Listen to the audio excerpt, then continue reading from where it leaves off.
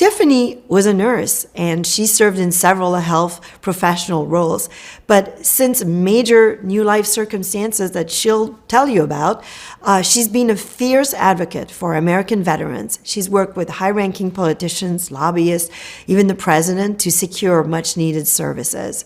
So Tiffany, thank you for coming to the Policy Circle, and I think everyone will be very inspired by Tiffanys' story. Welcome, Tiffany. Thank you again.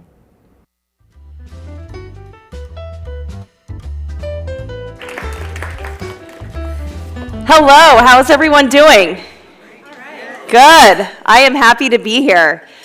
My goal for these 30 minutes that I'm with you is that we will all leave here better than how we came in. That maybe there'll be a nugget, some inspiration, something in my story that relates to your story. I hope that through my journey that I share with you here, that you see your life journey in my story as well. Because we are all connected. And our journey is our story. Our journey is our resume.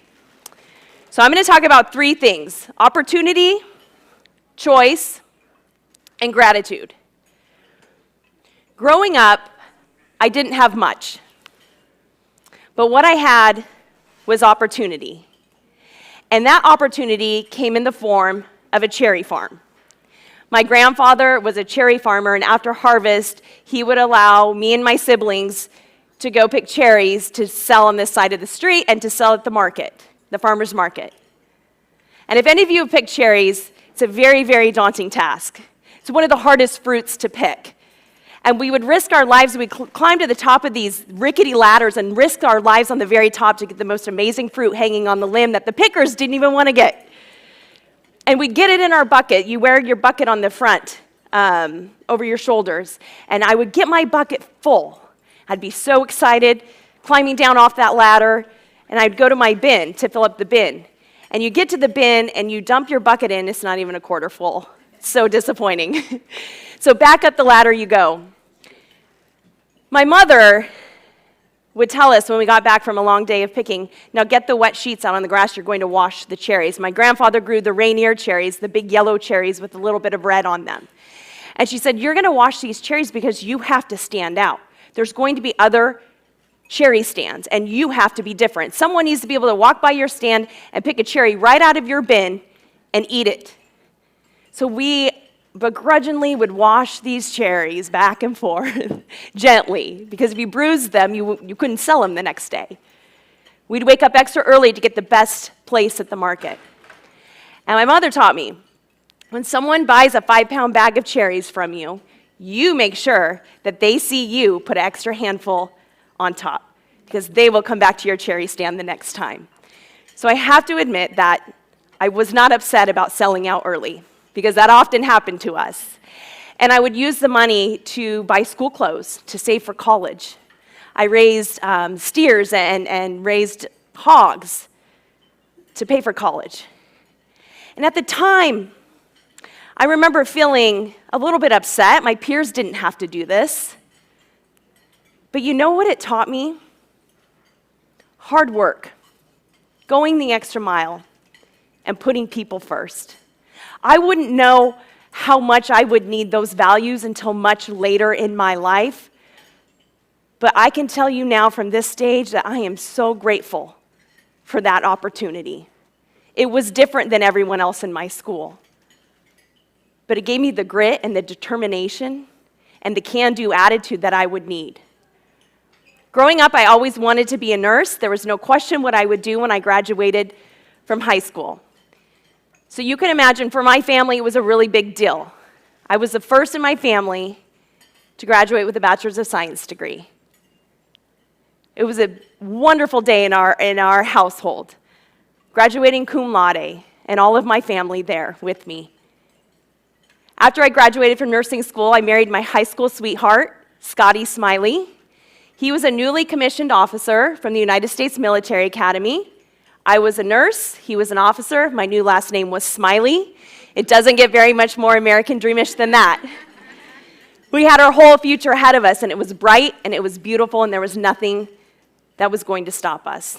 I was looking forward to a career in nursing. I was in emergency nursing. I loved getting into the mix of the chaos, saving people's lives, thinking on my own 2 feet. Shortly after we were married, Scotty received orders to deploy to Mosul, Iraq. 2004, 2005 was some of the heaviest fighting that our country faced during that time. For me, as a new wife, I thought, no big deal. Scotty will go serve. I'll take on as many shifts as I can, save money, pay down my college loan debt, help my neighbors in emergency situations, and wait for Scotty to get back so we could start our lives together. All of that changed. 16 years ago, I received a phone call. I was excited. It was before my nursing shift. I was excited because Scotty would call at different times while he was deployed. So I woke up out of bed, eagerly grabbed the phone. Hello? Only this time it was someone else's voice on the other end of the line. It was Scotty's commanding officer. And through his tears, he proceeded to tell me the most heartbreaking news. News that all military families absolutely dread. He said, Tiffany, Scotty's come face to face with a suicide car bomb. He negotiated with the gentleman, and he blew up his car in front of Scotty. One thing we know, Scotty will never see again. The shrapnel ripped through both of his eyes. The second thing we're not sure of is if he's going to survive. I've loaded him on a Black Hawk helicopter. He's on his way to Balad, Iraq. He's flatlined several times. Hopefully someone calls you from there. And he hung up the phone. That was the day our American dream blew up into a million pieces. That was the day that changed everything. I really believe we have a choice. We always have a choice. We had a choice to be here in this room today. And for me, gratitude is a choice. And it became a choice on a really real level for me that day. I made 2 decisions. I resigned from my nursing job. I packed my suitcase, and I took a one-way flight out to Walter Reed Army Medical Center in Washington, D.C. Imagine yourself, 23 years old, student loan debt, car payment, just resigned from your job, and you're walking into a trauma care unit at Walter Reed Army Medical Center where your husband is blind, paralyzed, and in a coma. Nothing prepares you for that moment. Absolutely nothing. But I still had a choice. You see, every day I would walk into Scotty's room and I would speak truth, I would speak hope, and I would speak life. It was a very hopeless, dark situation, as you can imagine. The news the doctors were telling me every single day, it was devastating. Commanding officers were coming in to see Scotty, and they would leave crying. One looked at me and said, "He was such a good leader." I looked right back at him and I said, "He still will be."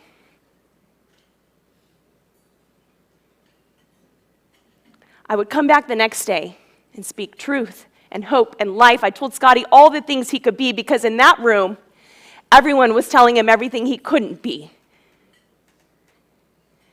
Perspective. It was a different perspective. And I would come back the next day and I would say, "Scotty, you're going to be a speaker someday, you're going to write a book, and you're going to be a teacher."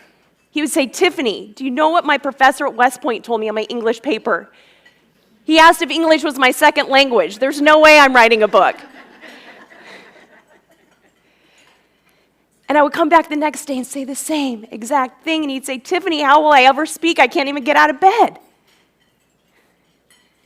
It's a little step every day. For me, as a nurse, I went from serving a lot of patients to one.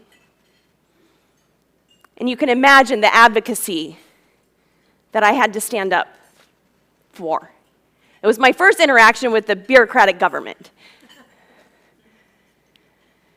Shortly after being at Walter Reed, I was brought into a room with a VA administrator, several doctors, social worker.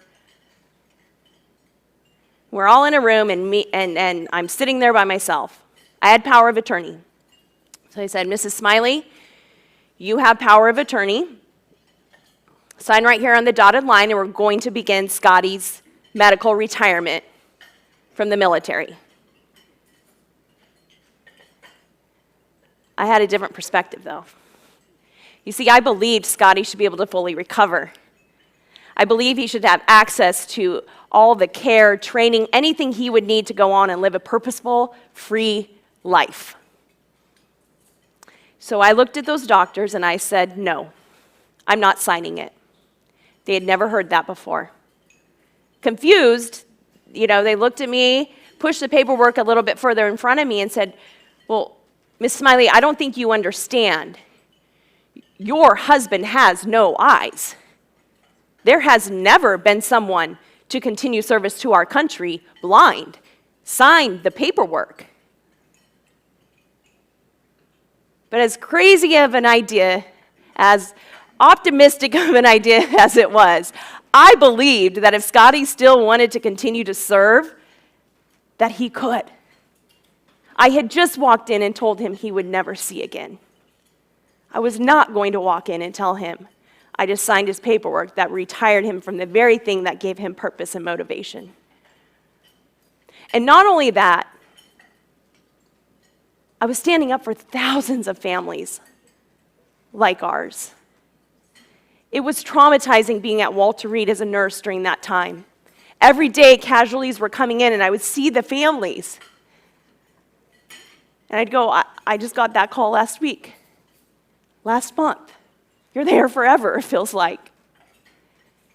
And I would see the heartbreak. And there's a moment at Walter Reed where I cried for the first time. I was by myself, was in a lonely hallway. The gray tile, sterile hospital floors, the walls were a pale yellow, and I just crumpled up and sobbed. I cried because I knew I could help Scotty. I had that. I could do that. But I wanted to help everyone else too. And I made a promise to myself that someday I would.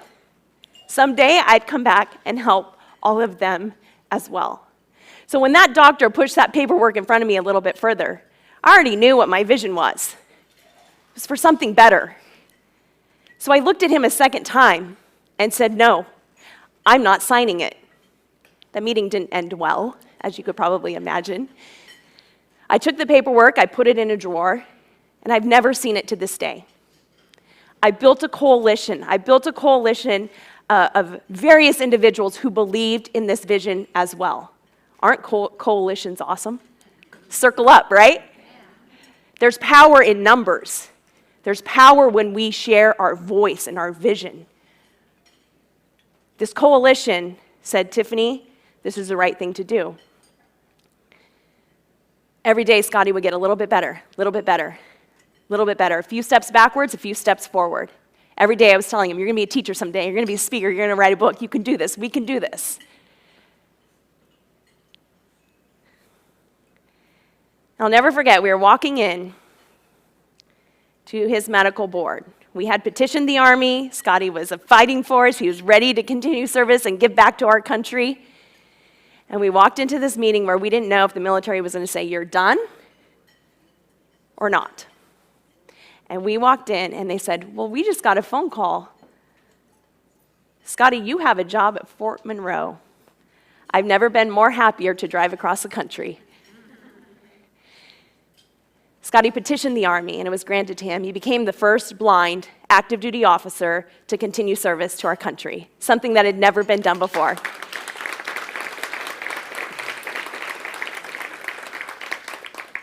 We served our country for a whole another decade, with him completely blind. All three of our beautiful boys are born in different cities all across the United States. I went from nurse to entrepreneur and built our speaking business. Multi-six-figure speaking business that was growing and growing and growing and growing and growing. I share that because nothing is impossible. If the small-town farm girl from Pasco, Washington can go from a nurse to an entrepreneur, anyone can do it. But I would use our resources and the time in that business to go back and fight. I would take meetings on Capitol Hill with anyone that would take a meeting with me. And I remember walking, the first time I walked in the Capitol, such gratitude to be there. I took a picture. And from the halls of Walter Reed to the halls of our Capitol, I will never, ever, ever stop fighting for what is right. It was a moment of immense gratitude for this country, for our service, and for what we can collectively do together. Impossible things. I would later go on and take on VA reform. You know, someone said, Tiffany, do not even mess with the VA. You will not change anything. They said, it is the largest bureaucratic government system that there is. You will waste your time. Don't bother with it. But something told me, with immense gratitude, positive attitude, building a coalition, that nothing is impossible. Opportunity, choice, and gratitude. I took on VA reform with a vengeance. As you can imagine, Scotty, when he was going through the VA system, he was given a stack of paperwork about this high to go through. He's completely blind. He would have to scan every single page and listen to every little word. And if you submit C before B, then you're disqualified from A, or whatever order you want to make up. They said, Mr. Smiley, your wife has to help you do that. And then when I got on the phone, they said, Mrs. Smiley, this is so complicated, you have to hire a lawyer to navigate the VA benefit system. But I was sold out to the vision. I was flexible about my methods to get there. I didn't know how, but I knew we could do it. I took VA reform all the way from Pasco, Washington, to the Oval Office in Washington, D.C., where we worked on direct legislation that impacts injured veterans, their families, and created choice for veterans and their families. So I have to say it was the best waste of time that I ever did spend. I don't regret a minute of it. It was worth every fight. And you see, as women, I think we are such good champions for others. And here's where my story turns.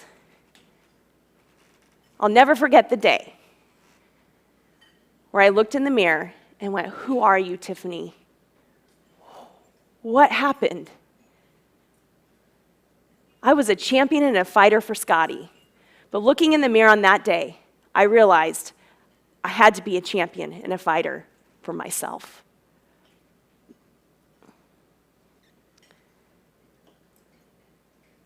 What we do today absolutely determines our future. You know, some people say, Tiffany, wow, that was so courageous that you didn't sign the paperwork and you told those military officials that were staring you down, you told them no, you took them on. That is so courageous. And while yes, that is, I think the most courageous thing that I did was look in the mirror and honor my journey. Look in the mirror and champion myself first, because we cannot lead if we do not lead ourselves first.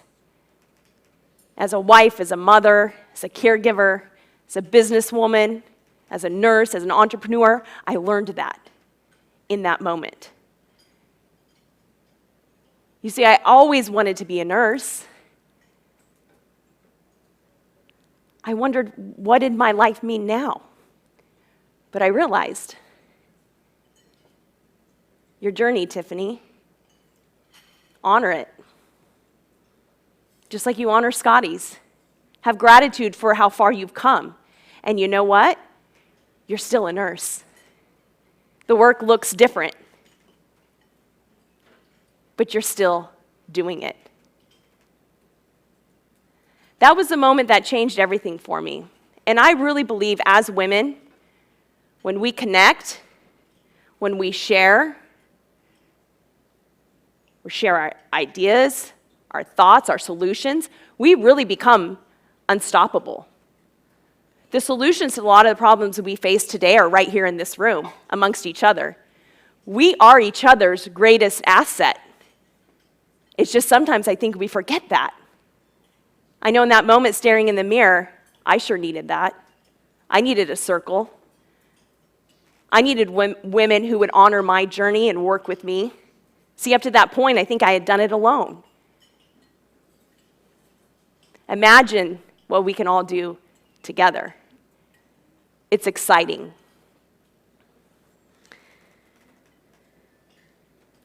I wouldn't change my journey for anything. And I hope today that you see that in your own life as well. That there is always opportunity around us. It might look different, might be a different way, might be a different perspective. But you have that choice. You can choose a journey of gratitude. Our lives are our resume. I'm going to leave you with a quick story. Not too long ago, I was having to make a big life decision. And I was in a conversation with Scotty, my husband. We were going back and forth. And I said, you know what? I'm going to go. We have this mountain in my hometown, Badger Mountain. I said, I'm going to go climb Badger. I need fresh air. It'll clear my mind. I'll be able to make the right decision. This will all be great. So I bust out of my house. I get to the bottom of Badger Mountain. And I get out, and immediately when I get out of my car, I realize that I'm underdressed. It's really cold outside. I have no gloves. All I have is a long sleeve shirt on and capri workout pants. But I'm like, Tiffany, that's okay. Just start running. When you start running, you'll warm up. At least you have your iPhone. I had my music on, my beats going, so I was like, you'll be okay. So I start running, I'm like trying to get warmed up. And I start the negative self-talk. You know, it's like, it's freezing, I'm running. I turn the corner, and the wind whips me in the face. You know the wind when it like blows in your ear, it blows on your ears, and it's cold, and I'm getting mad, and I start the negative self-talk. You're so underprepared. Why didn't you think about this before you went out? Now I'm not even thinking about the decision I'm trying to make. I'm just getting angry and mad, and it's cold and foggy and cloudy. But there was no one else on the mountain. It was really interesting. So at least you have your music. Just keep going. Just listen to your music and keep going. Around the second bend, my phone dies. Now I'm really going to a dark place. I'm getting really negative. I have no clarity. I'm cold. My music's done. And I'm at a point now on the mountain where if I turned back, you know, I'd be even more mad at myself. It was like, you have to keep going. I couldn't turn back. I was like, just keep going. So I keep going, and I run up to the very top. I didn't run, sorry. At that point, I was not running anymore. I run up to the very top, or get up to the very top, and I kind of come out of the clouds. Like the fog was lower, you know, than the mountain. So I come up out of the fog, and I get to the top. And I couldn't take a picture of it because my phone was dead. But I think that was on purpose. Because the image when I got to the top was crystal clear. And it's seared in my heart, and it's seared in my mind. I got to the top of that mountain, and I looked out, and I could see all 4 major peaks of the Pacific Northwest. It's very, very rare to see. And I've asked people that have climbed, have you seen it? And they're like, no, I haven't seen it. I've seen a couple, but like, oh, have you seen all 4? And when I got to the top and I saw all 4, immense gratitude for the journey. And it was clear. Go climb every mountain. Go climb every single mountain. You might feel underprepared. You might feel like you don't have all the details or all the facts. You might make some mistakes, like showing up without a jacket on. Things might not go your way.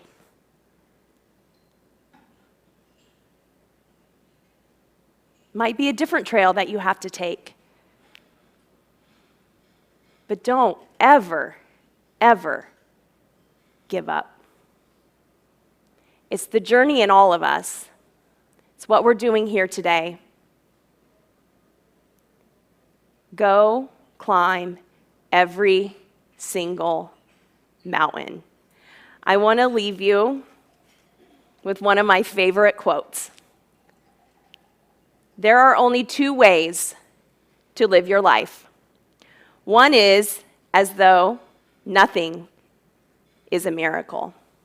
The other is as though everything is a miracle. Thank you so much.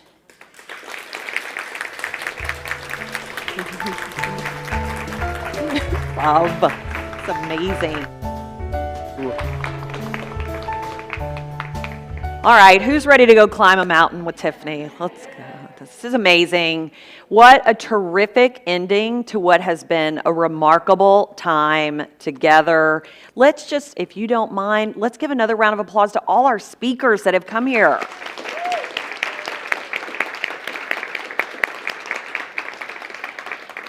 And I want to say again how grateful we are as an organization to our sponsors, Authentic Agility Games and Kathy Cranberg, Catherine Gill, Dee Haslam, Goldman Sachs, Mary Beth Weiss.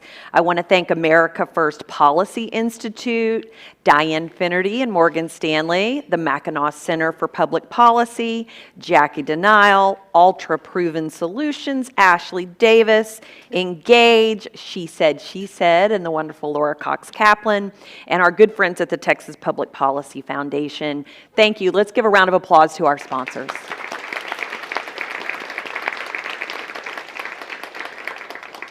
I would love to be joined on stage, as much as some of you don't want to do this, by the Policy Circle staff. We have got some incredible women that I want you guys all to make sure that you have met and see our faces, so then when we interact with you in the future, so come on, let's go.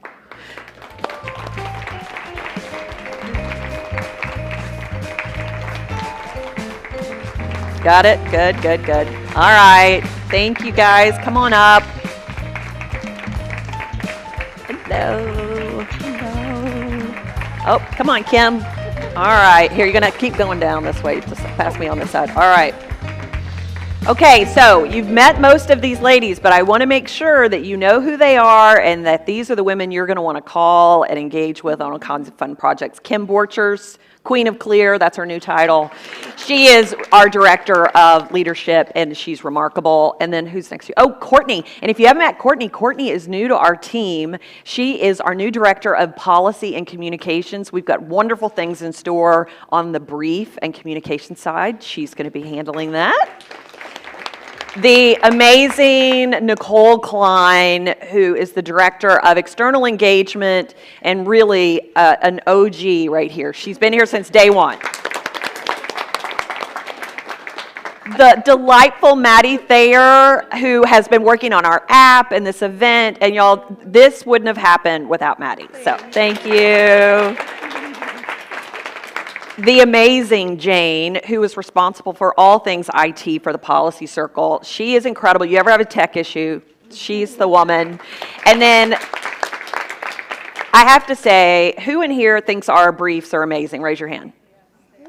This woman right here, Corinne, is our brief writer, and she is the most thoughtful, diligent woman who puts these together. Thank you, Corinne.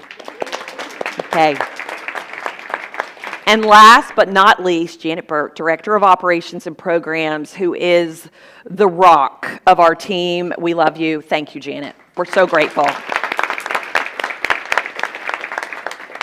The Policy Circle could not exist if it weren't for our visionary co-founders. Angela Brawley's back there. Hello, Angela. And Kathy Hubbard, I hope you're watching. And to Sylvie, we're so grateful for the vision that you had and the fact that you see so much potential in women, and we're willing to put in the work and the energy and invest to make this happen. Guys, we really do believe we're just getting started, and we can't wait to see you. We're going to do a little regional road show, so we'll be coming to a town near you. And we'll also, of course, have another summit next year. But please enjoy whatever you have in terms of the rest of your day here in sunny Palm Beach. And we're grateful, and thank you again. Where's Beth? Oh gosh, Beth, I forgot. We have new Beth McQueen. You are all going to get to meet her, but she's on a scooter. She didn't make it up here. Hi, Beth. Okay, all right. There we go. We good? Okay, great. Thanks, guys.